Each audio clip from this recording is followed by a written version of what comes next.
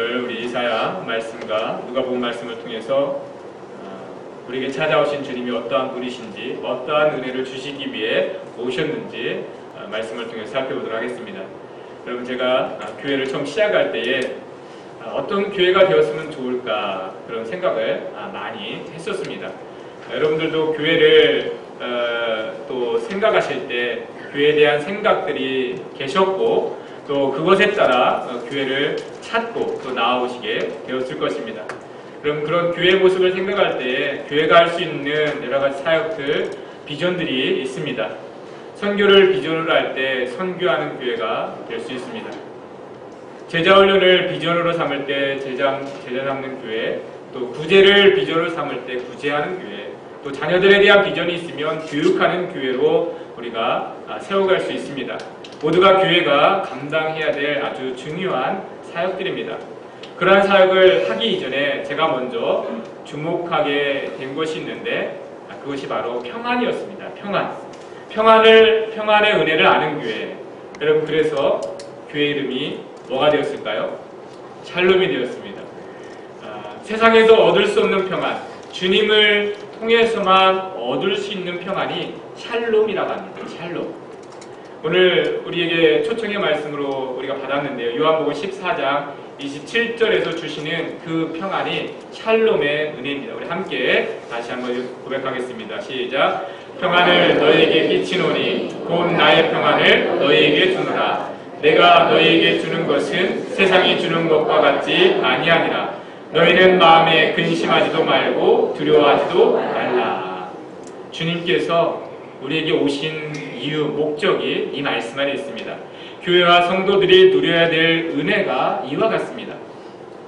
샬롬교회가 정말 있기를 원하는 은혜가 바로 이 샬롬의 평안입니다. 세상이 줄 수 없는 그 은혜, 그것은 바로 주님이 주시는 평안입니다. 여러분, 우리가 생각해보면 결국에 이 땅의 모든 사람들은 이 문제를 가지고 있습니다. 많은 것을 가지고도 근심하고 큰 능력을 가지고도 두려움에서 벗어날 수 없다는 그 문제를 이 땅의 사람들은 가지고 있습니다. 삶은 넉넉하고 특별한 문제가 없음에도 불구하고 평안을 얻지 못해 괴로워하는 사람들이 너무나 많이 있습니다. 저와 여러분들은 어떤 것 같습니까? 우리가 주님 앞에 나와 있는데 우리는 그런 세상 사람들과는 다르게 정말 평안을 얻고 누리고 있습니까? 만일 그렇지 않다면 우리는 왜 그 평안을 누리지 못하고 있는 것입니까? 무엇 때문에 또는 누구 때문에 우리는 평안하지 못하다 말하고 있습니까? 여러분, 그런 것이 아니라 그 사람 때문이 아니라 그 환경 때문이 아니라 그럼에도 불구하고 우리는 주님 때문에 평안하다 말할 수 있는 사람들이 되어야 합니다. 우리에게 찾아오신 주님이 바로 세상에서 줄 수도 없고 빼앗을 수도 없는 그 평강을 주시기 위해 오셨다 말씀하고 있기 때문입니다. 우리는 어떻게 하면 그 주님께서 약속하신 평안을 누릴 수가 있습니까? 결코 사람이나 환경이 문제가 되지 않고 여러분 그 은혜를 누릴 수가 있을까요? 여러분, 딱 방법은 한 가지입니다. 주님이 나의 삶의 왕이 되셔야 한다는 사실입니다.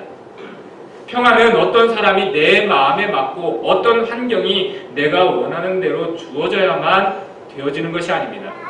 주님이 나를 다스릴 때 비로소 주어지는 것이 샬롬의 은혜입니다. 우리는 생각하기에 저 사람이 내 마음에 들고 이 환경이 내가 원하는 대로 되어져야만 평안하다, 근심이 없을 것 같다 라고 생각하지만 결코 그렇지 않습니다. 이 땅에 어느 누구도 내 마음과 같이 되어질 수가 없고 이 땅의 어떠한 환경도 내가 원하는 대로 결코 맞춰주지 않습니다. 내가 그것을 다스리고 주관하려고 하는 것이 아니라 내가 주님으로부터 다스림을 받아야만 비로소 얻어지는 것이 평안이라고 하는 것입니다. 주님이 다스려야만 빼앗기지 않는 것이 평안입니다. 여러분, 우리가 오늘 이 자리에 주님을 믿는 믿음으로 나와 있지 않습니까? 그런데 예수님을 믿고 이렇게 나와 있지만 그럼에도 불구하고 주님을 믿는다고 다 주님이 왕이 되어진 것은 아닌 것 같습니다. 주님을 믿음에도 여전히 우리의 삶의 주인은 내가 되어 있는 모습이 너무나 많이 있습니다. 내가 원하는 삶을 살며 나 자신의 뜻을 구하며 살아가는 신앙의 모습들도 많이 있을 수 있기 때문입니다.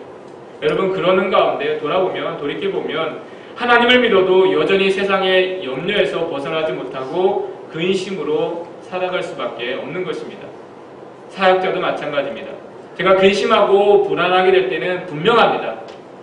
이 모든 것을 주관하시는 주님을 주목하지 못할 때 저도 근심합니다.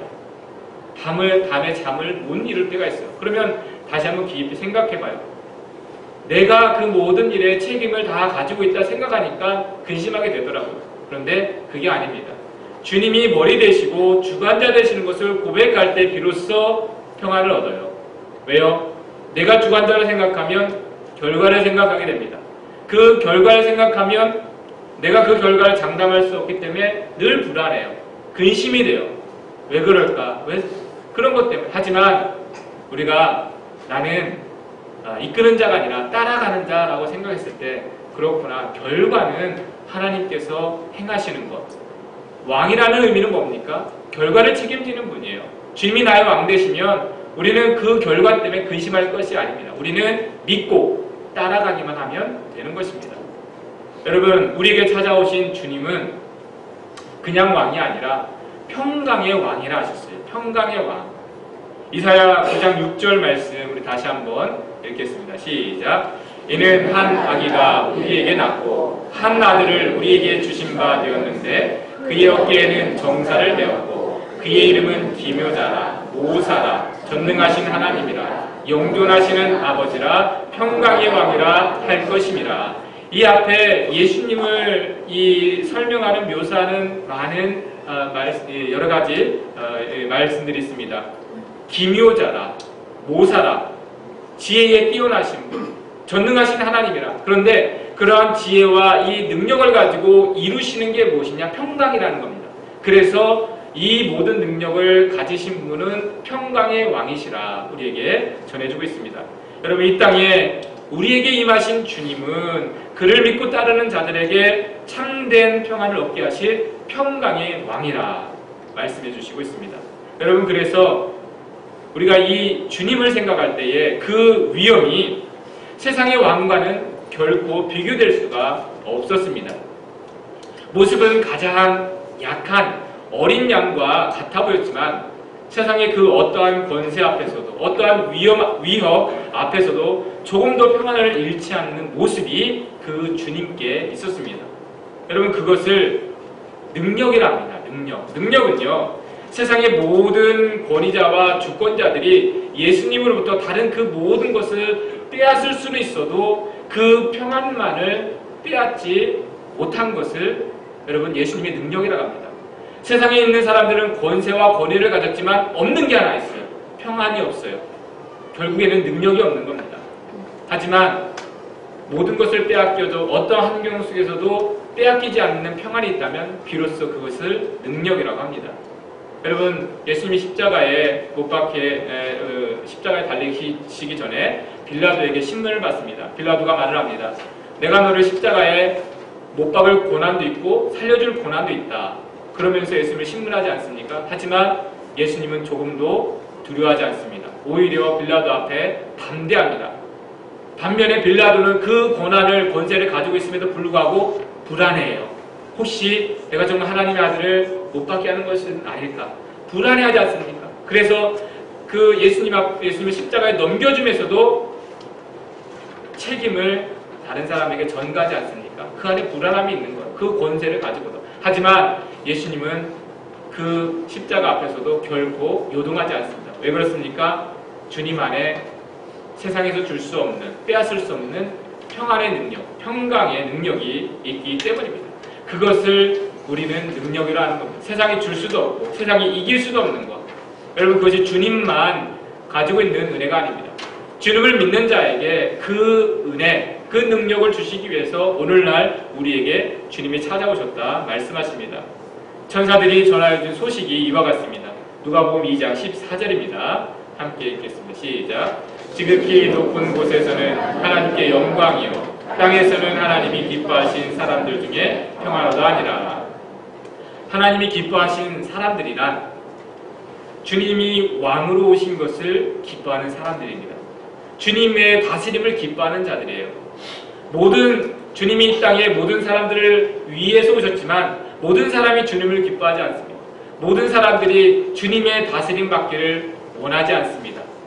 그 가운데 주님을 왕으로 맞아들이기를 기뻐하는 사람들, 주님이 이렇게 오신 것을 기뻐하는 사람들, 그 가운데에 주님이 오신 그 목적대로 참된 평강의 은혜가 임하게 된다는 것입니다. 여러분, 이 은혜가 저와 여러분들, 우리 샬롬교회 모든 성도님들 가운데 가득하게 되기를 축원합니다. 여러분, 우리는 정말 주님이 왕으로 오신 것을 기뻐하는 자들입니까? 우리가 정말 원하는 것은 평강의 주님입니까? 아니면 세상의 다른 그 무엇입니까? 우리가 주님의 다스림과 그 은혜를 힘입지 않는다면 우리는 과연 세상의 그 무엇으로 인해서 근심하지 않을 수 있다 말할 수가 있습니까? 여러분, 세상의 어떠한 부와 권세와 명예도 주님이 주실 수 있는 평안과 같지는 않습니다. 성경에서 예수님의 탄생 소식과 더불어 비교되는 한 왕이 있는데 바로 헤롯 왕입니다. 세상의 왕으로서 모든 것을 다스리는 자요, 부와 명예를 가진 자라 할 수 있습니다. 그럼에도 불구하고 헤롯 왕은 평안을 누리지 못하는 모습으로 나옵니다. 헤롯 왕이 왕궁에서 한 소식을 듣고 놀라 소동하게 됩니다. 마태복음 2장 2절 3절 말씀 같이 읽습니다. 시작. 유대인의 왕으로 나신 이가 어디 계시냐? 우리가 동방에서 그의 별을 보고 그에게 경배하러 왔노라 하니 헤롯 왕과 온 예루살렘이 듣고 소동한지라. 여러분, 그동안 그가 얼마나 불안하게 그 권세를 붙들고 있었으면 자기가 다스리는 그 약한 민족 유대인의 왕이 태어났다는 소식에 놀라 소동하게 됩니까? 더불어서 그를 왕으로 모시고 있던 사람들도 함께 놀라 온 예루살렘이 소란하게 됩니다. 그들은 세상 사람들이 부러워할 만한 높은 지위와 좋은 환경을 가지고 있는 고관들이요, 지휘관들이요, 지도자들이었습니다. 그러나 그러한 것들과는 다르게 처음부터 그들 가운데는 평안함이 없었습니다. 늘 불안해 있었던 것입니다. 언제 이것을 빼앗길까? 언제 이것을 잃어버릴까? 그것을 가지고 있음에도 불구하고 평안할 수가 없는 것입니다. 그래서 그것을 애써 감추려고 왕궁에는 항상 필요여운이 끊이지 않았을 것입니다. 그들은 마음껏 먹고 마시는 일로 근심을 덜어내려 하거나 기쁨과 만족을 마음껏 나타내려 했었을 것입니다. 하지만 그럼에도 불구하고 결코 얻을 수 없었던 것이 평강의 은혜였습니다. 이 한마디에 의해서도 마음이 요동하고 소동하게 되는 것이 그들의 삶의 모습이었습니다. 그러나 이 땅에 찾아오신 아기 예수는 환영해 주는 사람이 없었고 머물 곳이 없는 마국간에서 태어나 말 구유에 놓였지만 평안함을 잃지 않습니다. 사람의 문제가 아니었고 환경이 문제가 아니었습니다. 주님은 처음부터 평안의 창조자요, 주관자로 오셨기 때문입니다. 평강의 왕으로 오셨기 때문에 그 환경으로 인해서 어떠한 사람들로 인해서 평안하다, 평안하지 않다 말할 필요가 없는 것입니다. 여러분, 예수님은 우리에게 어떤 존재입니까? 우리가 그 예수님을 왕으로 모셨다면 우리 또한 사람으로 인해서, 환경으로 인해서 평안하다, 평안하지 않다 말할 필요가 없는 것입니다. 그러나 여전히 우리가 그 주님이 우리의 왕 되시지 아니하면 우리는 사람으로 인해서, 환경으로 인해서 평안하다, 평안하지 않다 늘 그렇게 생각하고 살아갈 수밖에 없습니다. 여러분, 우리는 예수님이 하나님의 아들이신 것은 알지만 혹시 우리 생각에 여전히 아무것도 할 수 없는 어린 아기 예수로만 인식하고 있는 것은 아닙니까? 그래서 그 예수님께 경배는 할지라도 뭔가 내 삶을 맡겨드리기에는 다 믿지 못하는 그러한 믿음을 가지고 계시는 것은 아닙니까? 여러분, 정말 우리에게 찾아오신 주님이 우리의 왕이신 것을 믿는다면 우리는 주님의 다스림을 받는 삶이 되어져야 합니다. 주님은요, 우리가 생각한 것 이상으로 더 정확하게 분명하게 우리의 삶을 인도해 가시는 분이신 것을 믿을 수 있어야 됩니다.